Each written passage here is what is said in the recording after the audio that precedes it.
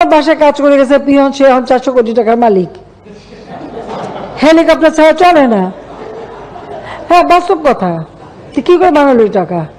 যখন আমি জানছি তাকে বাদ দিয়ে তার কার্ডটা সব সিজ করে সব আমার ব্যবস্থা আমি নিচ্ছি। তো এটা তো হয়, এটা তো করে আপনারা এখন ধরার পরে না এগুলি চোখে আসে, তাছাড়া তো হয় না। যখন ধরা পড়ে তখন আমরা ব্যবস্থা নেই। এটা তো একটা মানসিকতা। আর একটা কথা আমি বলি, এটা শুধু আমাদের দেশে বলে না, সারা বিশ্বে যে দেশটাই অর্থনৈতিকভাবে উন্নতি হয় সেখানে কিন্তু এই ধরনের কিছু অনিয়ম কিছু লোকের হাতে চলে যায়। কিছু টাকা পয়সা যারা অপান্ত তাদের হাতেই চলে, তারা বানায়, তারা তো অপেক্ষা করে থাকে। এটা যুগ যুগ ধরে এভাবেই চলে আসছে। হ্যাঁ, এর মধ্যে ব্যবস্থা নিলে হয়তো সেটা কিছুটা নিয়ন্ত্রণ করা যেতে পারে। আর সাংবাদিকরা তথ্য জোগাড় করা এক জিনিস, আর ফাইল চুরি করা আর এক জিনিস। এখন আমি ভ্যাকসিন কিনবো, আমার সেখানে নেগোসিয়েশন হচ্ছে, জরুরি পেপার, আমার অফিসার দিন রাত 24 ঘন্টা কাজ করছে, কাগজ ফাইলটা রেখে কেবল একটু বাইরে গেল, অমনি আপনাদের এক স্বনামধন্য পত্রিকার এক সাংবাদিক ঢুকে সেই কাগজ চুরি করতে গেল। অফিসার এসে ধরলো, সে সেটা নিয়ে গেল বাথরুমে আটকাতে, সেখান থেকে তাকে বের করা হলো, সে ঢুকালো তার শাড়ির ভিতরে, সেখান থেকে টেনে বের করলো, সে বিরাট অপরাধ হয়ে গেল। সে যে ফাইল চুরি করতে গেল এটা কোনো অপরাধ না, সে যে কোনো একটা বড় দেশ আমাকে তাকে পুরস্কারও দিয়ে দিল, ফাইল চুরির জন্য পুরস্কার পেল। এটা কি দুর্নীতি, ডাকাতি, চুরি, কোনটা?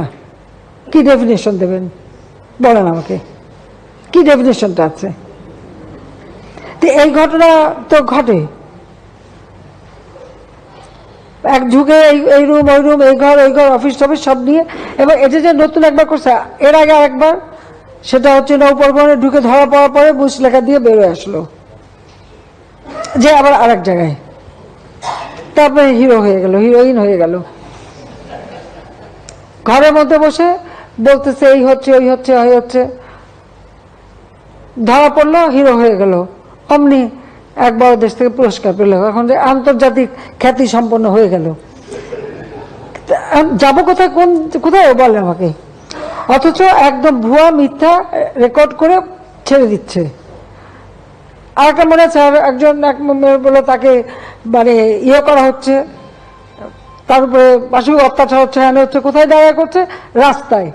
ওখানে আবার একটা সাইনবোর্ড, তাও দেখা যাচ্ছে, লাইট পোস্টও দেখা যাচ্ছে। সে ওটা তার মাথায় নাই যে যেখানে দাঁড়াচ্ছে গাড়ি থেকে অন্যটা ফেলে দিয়ে বলো তাকে নাকি এরকম করা হচ্ছে, কিন্তু পিছনে যে ইয়ে লাগানো সাইনবোর্ড আর ওখানে যে লাইট পোস্ট সেটা তার খেয়াল ছিল না। ধরা পড়লো, ওই ধরলাম কেন, সেটা অপরাধ হয়ে গেল, সেও পুরস্কার পেয়ে গেল। আমি ছেড়ে দিছি পরে অবশ্য, কিন্তু পুরস্কার তো পেয়ে গেল। তো এই তো মানে বিবেচনা। তা আমি যাবো কোথায়? আমি যা বলি সাচ্চা বলি, যেটা আমি দেখছি যে এই যে কি কারণে হিরো হয়ে যায়, আর আমরা তো জিরো আছি, কিন্তু আমাদের কোনো সন্দেহ নেই। তো তারপর আমার দেশের মানুষের জন্য কাজ করো, আমি করে যাচ্ছি। তবে আমরা তো যখন ধরছি হাতে হাতে ধরা পড়বে যারা, ব্যবস্থা আমরা নেব। আর আপনারা খোঁজ খবর নেন। আর বাংলাদেশ কেন, সারা বিশ্বে এটা যে বড় বড় পত্রিকার মালিক, চ্যানেলের মালিক, এগুলো তো যারা বড় লোক তারাই হয়,